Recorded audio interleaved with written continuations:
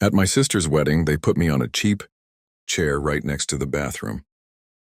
While everyone else had better seats, my name is John, and I'm a 28-year-old guy from a small town in New Jersey. I've always been the quiet one in my family, but I have a story to tell. They sat me on a folding chair right by the bathroom. The smell of bleach and cheap air freshener came from the door behind me and mixed with perfume and champagne. Meanwhile, even the cousins we hadn't seen in a decade sat near the stage drinking wine and laughing like they were kings. That was my place in the family, an afterthought, a shadow. I didn't argue or cry. I just stood up, straightened my jacket, and walked out. 10 minutes later, my brother was in tears, and everyone finally realized why. There was a time he loved me when we were always together. We used to sneak cookies from the kitchen at midnight and share secrets no one else knew. He would grab my hand when thunderstorms shook the windows. I believed him when he promised we'd always be on the same side. But promises don't last long in this family. As we got older, he quickly learned what earned him praise: smiles, charm, and obedience.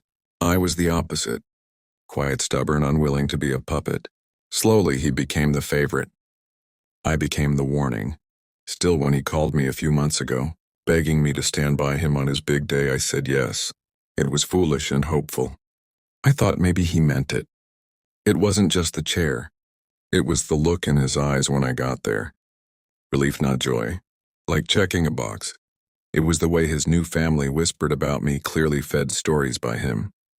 It was the seating chart he wrote by hand, with my name at the very bottom next to the restroom. It was humiliation disguised as a nice gesture.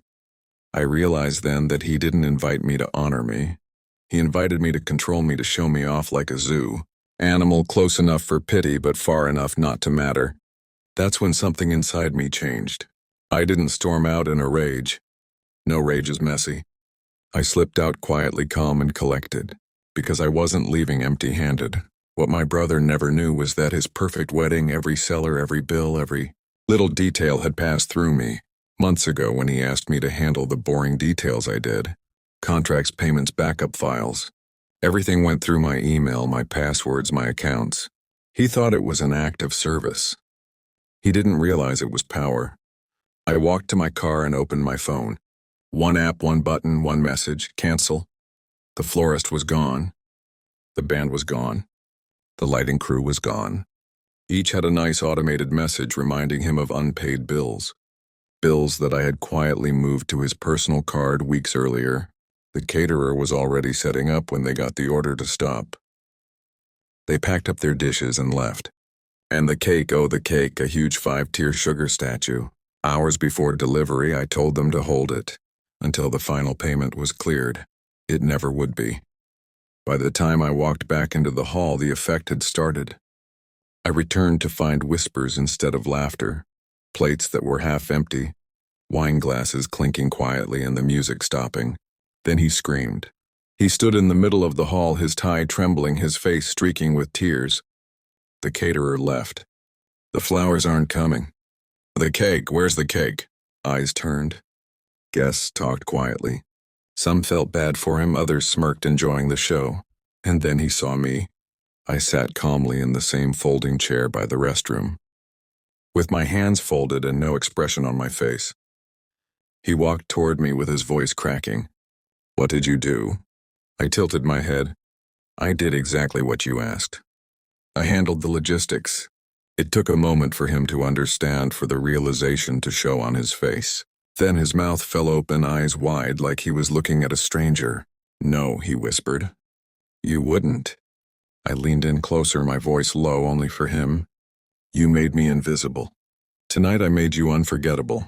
By midnight the wedding was in ruins. No flowers, no music. Guests left hungry, gossiping louder than the DJ ever could.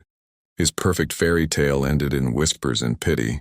Photos of his breakdown went around the family chat before he even changed out of his suit. And me? I drove home in silence with the windows down and the air cold and fresh. For the first time, I didn't feel small or forgotten or pushed aside. I felt seen, because humiliation cuts both ways. When they sat me in that folding chair by the restroom, they gave me permission. I didn't ruin his wedding. I corrected the seating chart. and this time everyone finally noticed where I belonged. What lesson did you learn from this story? Please let me know in the comments.